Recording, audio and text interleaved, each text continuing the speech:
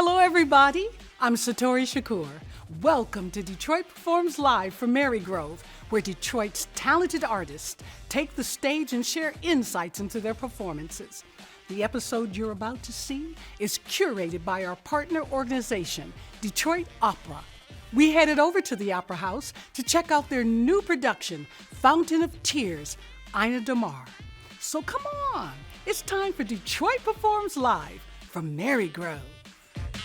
Funding for Detroit Performs is provided by the Fred A. and Barbara M. Erb Family Foundation, Gregory Haynes and Richard Sonenklar, the Kresge Foundation, the A. Paul and Carol C. Scott Foundation, the Michigan Arts and Culture Council, the National Endowment for the Arts, and by contributions to your PBS station from viewers like you.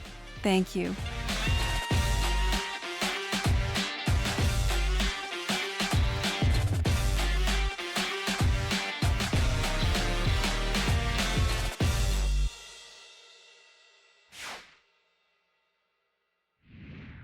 Hello and welcome to Detroit Performs Live. I'm excited to be sitting here with Paulo, the conductor of Ainadamar. Welcome. Thank you. And what is the story of the opera? So the story of the opera, it's based on the muse of Federico Garcia Lorca, this actress that Margarita, who she's old and she's talking with one of her students, Nuria. So Nuria wants to know what are your memories about working with this incredibly important poet and playwright, which was Federico Garcia Lorca, which is one of the most important names in the literature of the 20th century Spanish writing. But at some point, this all artistic collaboration went through this really rough time of the politics in Spain at that age, and when the police caught him because he was with political antagonism with what was going on around, and at the end they killed him. So it's a really tragic story, but it's narrated through the eyes of this person, of Margarita. So it's about love, it's about life, and yes, it's about death, but at the same time with this kind of angle of redemption, because through poetry, through the literature, through music, through dance, it's kind of like they will be together forever. And what kind of inspiration do you have when you're conducting an opera such as this? Well, this is a really unique and, I would say in a good way, rare opera, because it's, first of all, it's much a modern opera. It's not from the traditional core of the repertoire, like Traviata, La Bohème, because Osvaldo Golijov, this Argentinian composer, wrote this opera only 20 years ago, and for the standards of an opera production, 20 years it's pretty new. And at the same time, it's because he's bringing a lot of devices to the music, to the stage, that are not so common to an opera, which makes it even more interesting. The whole music around the drama, it's about this flavor, this flamenco flavor. So the guitars are like a main role, but also the percussion, and every kind of musical gesture at some point, it's linked to this folklore sound, which makes this opera kind of like a blend into two worlds, from the very classical tradition writing and the sound of a symphonic piece, and an opera, of course, the vocal lines, the choir, the soloist, but at the same time, it's always blend with this much more popular color. So that, I think, it's one of the most effective devices that this opera has, and I think one of the most compelling to the audience and the musicians. And how has your experience been working with the Detroit Opera? Oh, it's been a joyful experience. So far, it's just about sharing with this amazing group of artists. There is so much joy in the process. Everybody is enjoying it. So I'm sure you will tell when you are at the performance. And the translation is Fountain of Tears. Ainadamar, yes, is an Arabic word for fountains of tears, which is a place in Granada where Garcia Lorca was executed. Why should audiences come and see this opera? I think what makes it really attractive is that it gets you immediately because of the rhythms, because of the flamenco. Again, I mean, it's such a powerful, music. So I think they have to come because they will experience something they won't forget. And I'm pretty sure they will get really fascinating for the story, the music, the singing, everything. Any last words, anything you want to leave us with? Yes, don't miss Ainadamar. It's an experience you won't forget. All right. Thank you. We won't miss it. Thank you.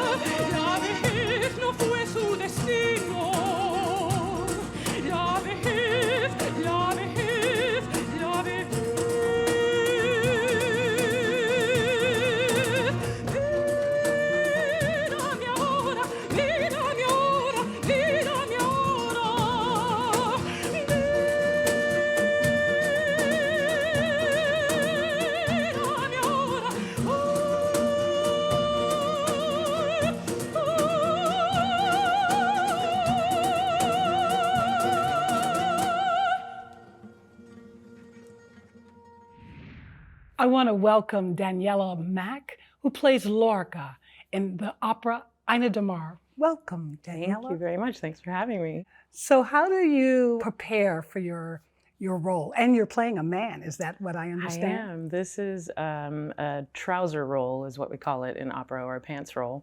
And I'm a mezzo-soprano, so the range that I have is lower than a soprano, and I actually play quite a number of men on stage. So it's something that's not entirely out of my wheelhouse. For this, you know, Lorca was such an iconic, famous, world-famous author, poet, playwright. So there is a little bit of studying the physicality from photographs and trying to channel what I think he may have been like. But since this is not in any way a biography, there's a little bit more freedom in ambiguity, since I am, you know, I'm not fooling anybody, I'm actually a woman. Yes, yes. And as an artist, how do you approach your role?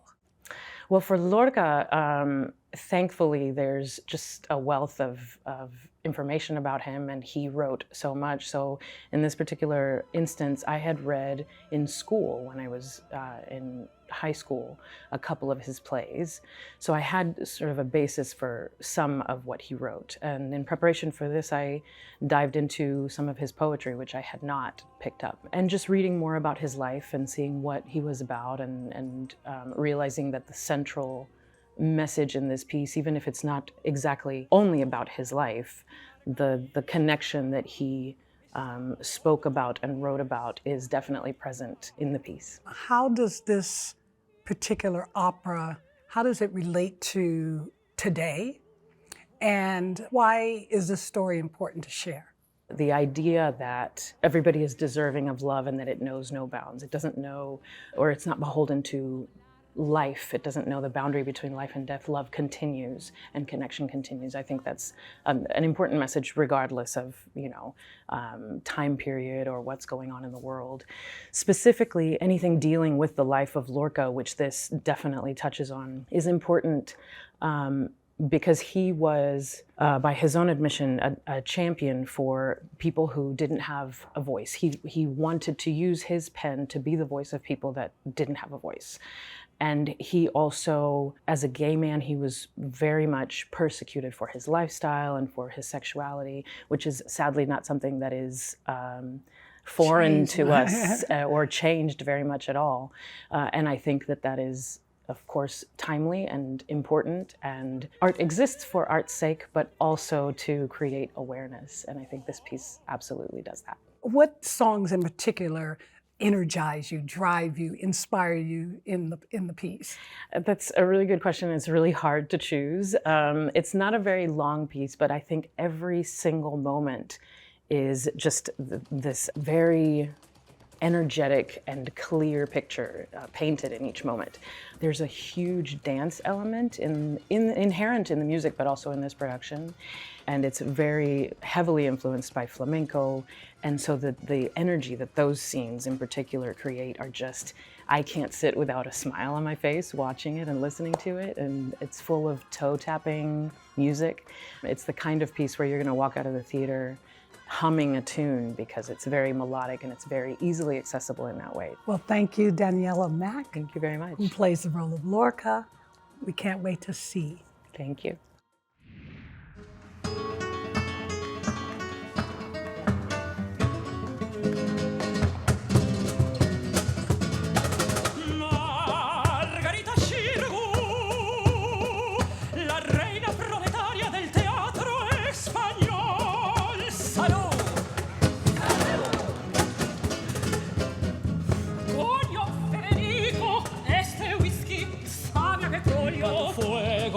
Margarita, tú eres toda si eres una, la más trágica y heroica. Fuiste Electra, Salomé, fuiste Antígona furiosa y Lady Macbeth, pero no Ofelia sino Hamlet. Pero ahora seré tuya, porque haré Mariana Verón.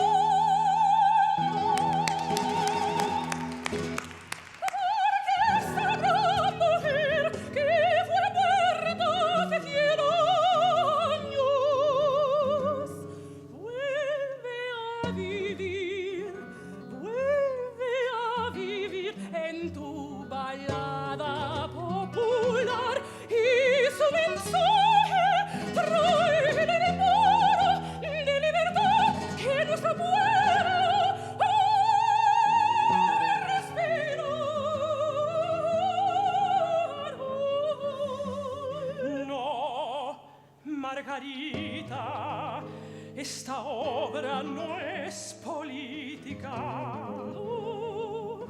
¿Y entonces por qué la has escrito?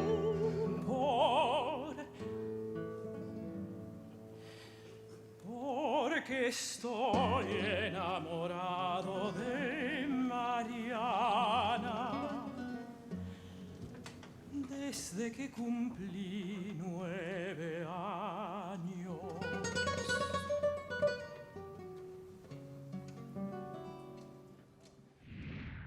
I'm excited to be sitting here with Antonio Najarro, who is the choreographer for the opera. Welcome. Oh, it's a pleasure to be with you here. So how did you become part of this beautiful endeavor? So I had a phone call from Deborah Kolker, and I met her when I was directing the Spanish National Ballet. She came to Madrid with her dance company, and she came to one of our rehearsals, and we had a very good feeling. We share very similar energies as choreographers and directors. And she phoned me and she told me, I have a beautiful project, Ainadamar project. It's a Spanish history, and I want you to be the flamenco choreographer because I think she felt that I could give the Spanish energy and the Spanish soul through this opera. And I said, yes, of course. I love this challenge, and that's why I'm here. And what did you find challenging? I think this opera is completely different to any other opera because there is a lot of Spanish spirit. It's an opera with Spanish flamenco rhythms in the music, Spanish guitar, flamenco guitar, percussion, flamenco percussion, and also the treatment of the singers is not the same as in other operas. They dance, they move, they do expression, dramatic expression, and I think for me this is the biggest challenge. I treat the singers as real dancers, and I'm loving to do that, and I'm feeling that they love too. And what would you say Lorca's philosophy, or what would you say the core of his message is? Lorca, he loved the freedom, and he speak about hope of freedom, hope of light, hope of a new vision of Spain, hope of new vision of his own life, and Ainadamar speak about that. And why do you believe audiences should run to see this piece? Because this opera is emotion. It's emotion, it's energy, it's tragedy, it's movement, it's soul, it's theater, but it's also dance, it's also voices. And I think when somebody pay a ticket to go to the theater, they want to feel something different. They want to feel something different about his routine every day. And Ainadamar will give something different to the audience. Is there anything that you want to say that I haven't asked you? I would like to say that I'm so happy with all the artists of this production because I found them completely open to understand and to feel my message. The Spanish character, the Spanish dance, the Spanish culture, and they are working very, very hard with a very good energy, very good spirit, and I'm feeling very comfortable. I'm very proud of them. Thank you so much, Antonio. It was a pleasure. I learned so much from you. Thank you very much. And thank you for joining us at Detroit Performs Live from Marygrove.